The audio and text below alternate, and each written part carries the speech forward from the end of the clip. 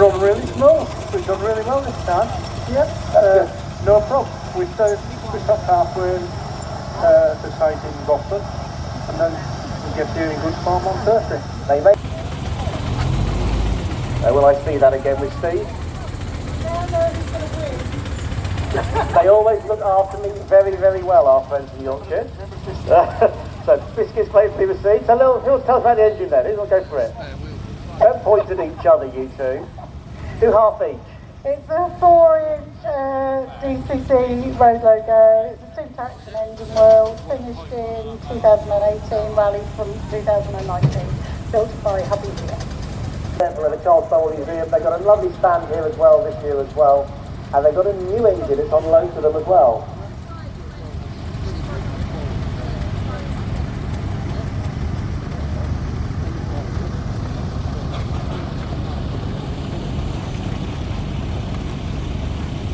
So these miniature engines manufactured at Andover, and you can see it's a road locomotive there, the closed flywheel. They were done in that way so you wouldn't startle the horses on the highway. Moving on now to Garrett, number 6 in your programmes. A 6-inch Garrett 4CD, owned by Roger Hightley. Beautiful little Garrett engine, this one. Garrett manufactured their engines at the Leiston Works over in Suffolk. And actually, some of the later Bowell engines were finished off at the Garrett Works as well. Next one up, number 34 in your programmes, a lovely little 4-inch Foden steam bus called Puffing Billy.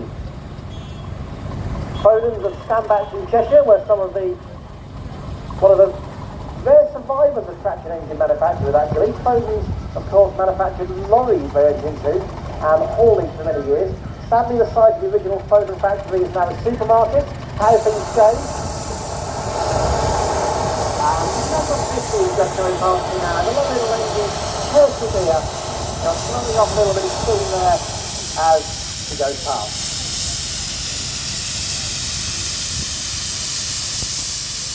I want to Bowell to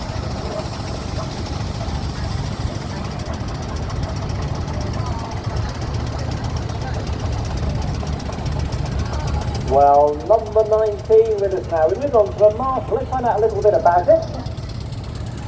Yes, this is a purely one-off built engine of this size. It's actually 4.5-inch scale of a Marshall agricultural engine. There are 3-inch drawings that are available, so we took the 3-inch drawings and scaled it up half again to make it 4.5-inch. Website for the Bedfordshire Steam and Country Fair, why not pop along? Number 15 coming towards us now, a lovely little engine called Harriet. Number 15, a 6-inch Bowell agricultural engine owned by Richard and Christy Wilson.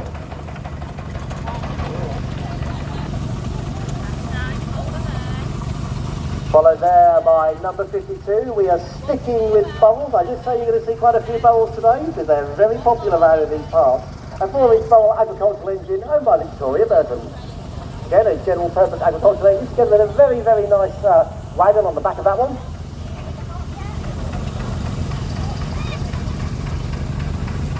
And number 39 coming towards us now. It's Doug & Bev Fleet's lovely little 4-inch Foden C-type 6-wheel lorry. Doing a bit of timber haulage today.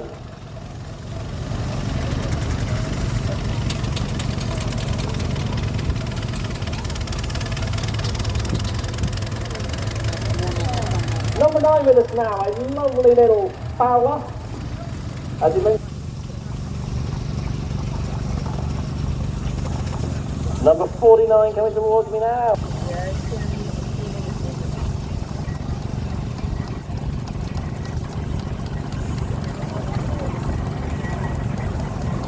Lots of the companies started to struggle as they were competing against imported tractors.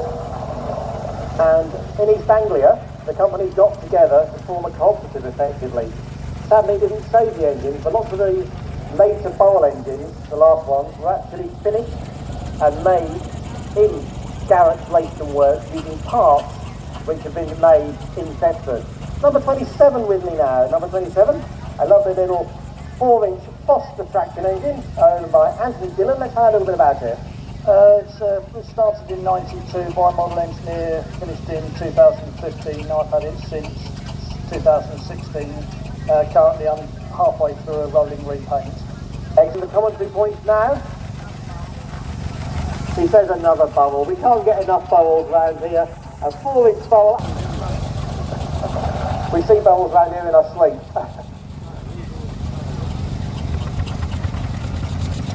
Number 45 coming towards me now, a lovely little road locomotive. This one again a 4-inch owned by Trevor Reed, together with a nice little canopy.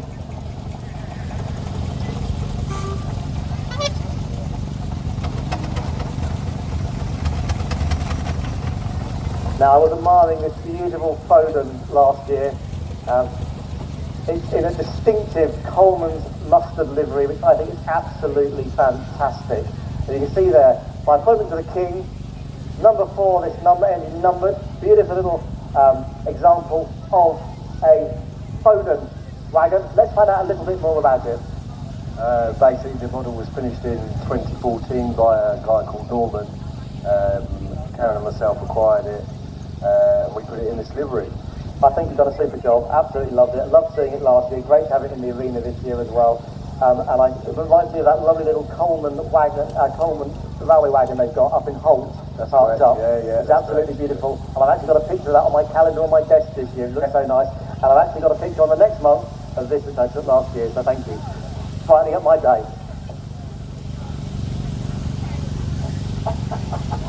And what a vehicle as well to be able to take the family and the dog around the arena. Number 5 coming towards the commentary box now.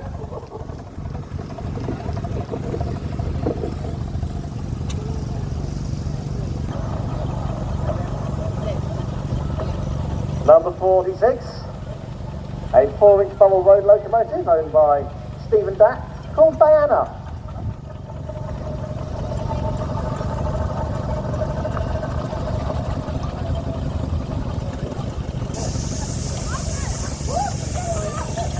Followed by number 24, a 4-inch Foster traction engine owned by Norman Shepherd.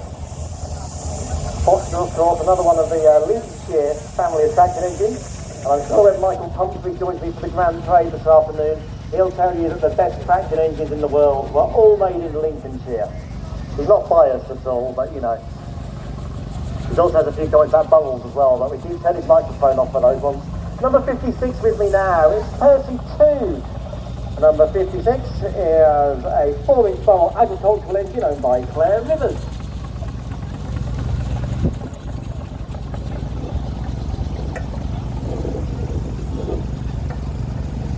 And it's a lovely little Foster general purpose traction engine.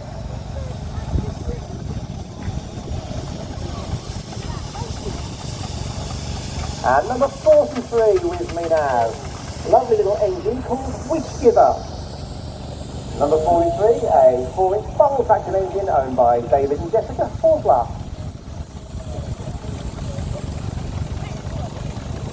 So they're riding towards me now, they're thinking, damn, he hasn't interviewed the last few vehicles that have gone past. He's going to cop me. You're right. Sorry, guys. Lovely little McLaren with us now. Who's going to tell us about it? So I built this engine over an 11-year period, and it's been finished since 2015, so it's now out for 10 years. And yeah, it's a little baby. But of course, this engine's not your first foray in steam, is it? You've been involved for many, many years. Yeah, my entire life. It's great to see you. You've done a lovely job of the engine. Thank you for bringing it once again. Thank you very much.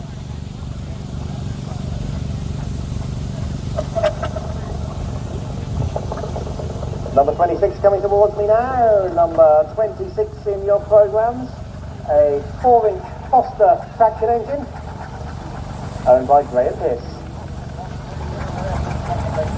From Lincoln, excellent. We do like to get these linked, you know, when you've got the right traction engine for where you are. Now, this is something a little bit beautiful, this one. It's number 22 in your programmes. It's a 4-inch Fowler R3 road loco in a distinctive war department livery. Traction engine produced a lot during the war, all the gun carriages, and got all sorts of haulage work. Thankfully, quite a few traction engines made their way back from war use.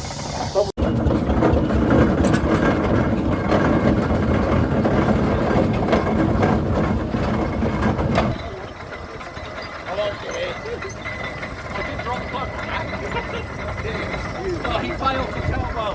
He didn't realise that he had one game pass and don't go. So it was half off.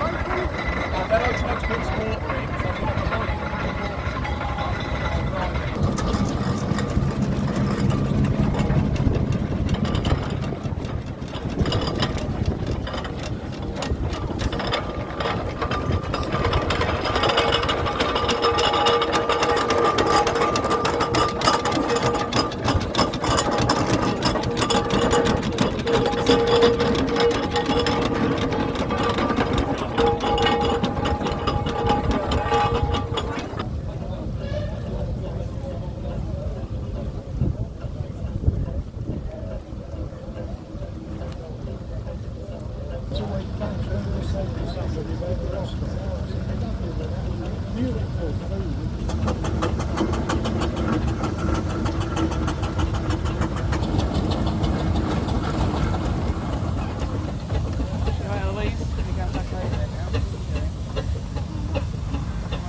Good afternoon and welcome to the 28 bar. My name is Stea, and I'm the commentator here at the main arena. And I'm joined for my next commentary by the...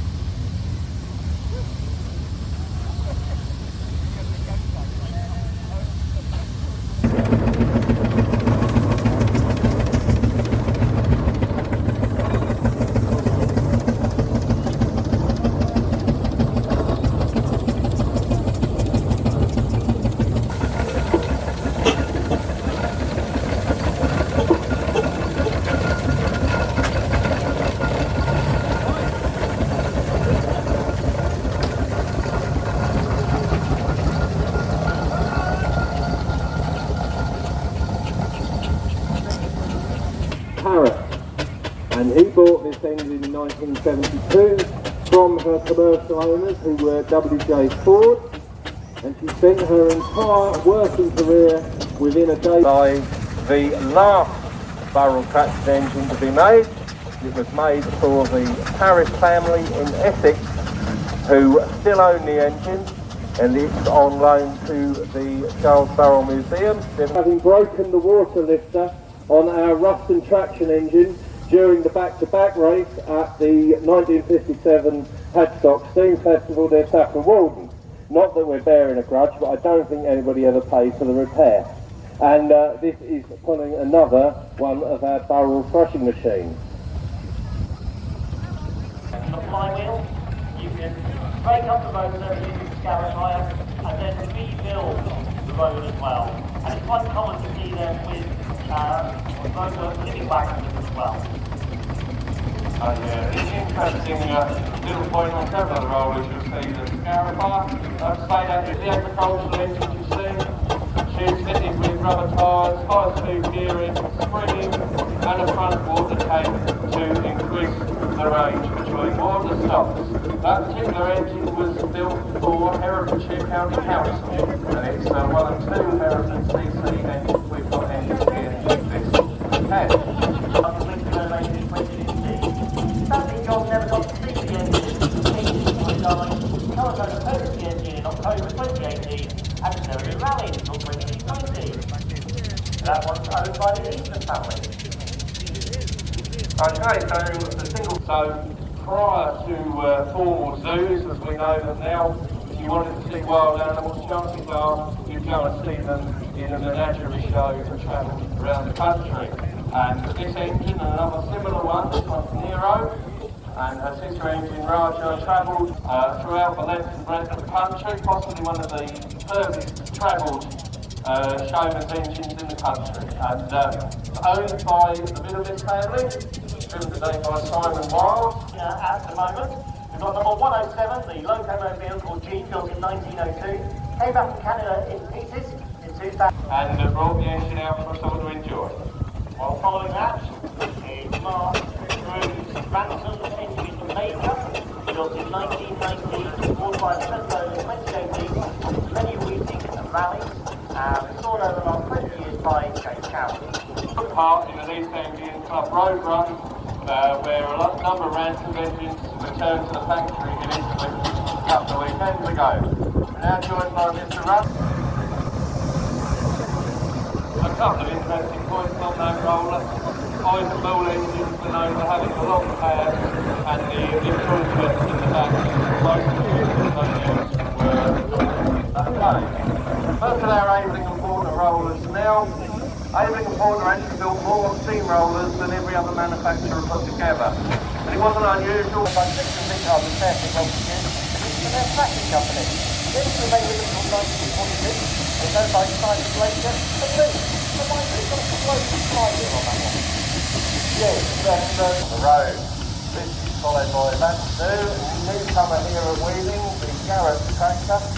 Garrett 4CV tractors were very popular for furniture removal. An interesting and a good heavy roller, that one. And just a question, Michael, in other countries, is that tractor engine movement as big as it is in the UK at all? It varies, but you'll be surprised where they pop up a roller among their output. Oh, and he's the first one to find the fan system today. So it's owned by livery. So rollers don't tend to have a differential. It was new to that city and worked in the city walls for the late 1950s. When its regulation in 1966, and was restored by Robin Knox, the current owners are only the 5th since new, owned by the 5th brothers of Foden. Yes, and interestingly, you're pointing at it, I don't know what that is, and Evelyn Holman, who's been supporting us here at Weeting for very many years. So lovely to see you both.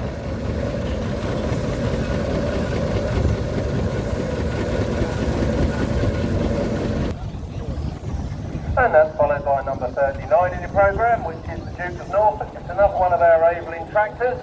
You can always tell an Aveling engine because it's got a horse on the front. There is a reason for that. If you want to know what it is, I'll tell you after the parade. And all his teeth. So you can tell it that.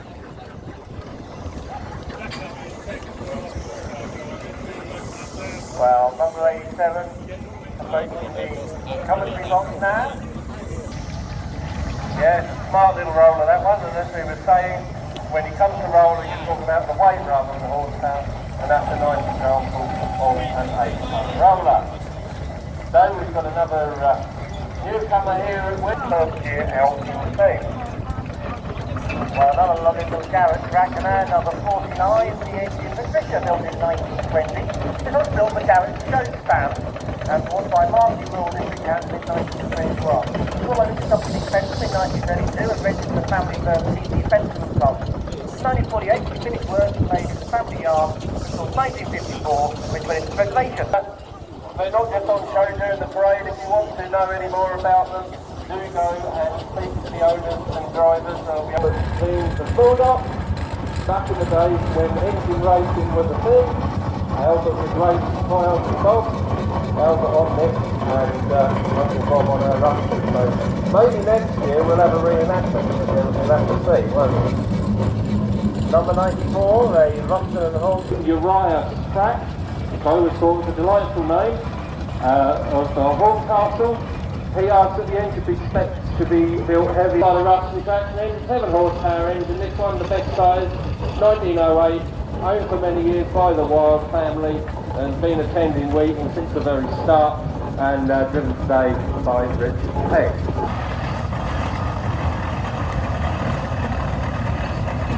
Well, next up, from our showman section, is the engine Princess Mary, built in 1975.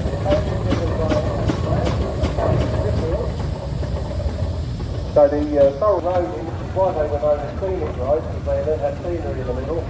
The starting load was a lot greater, so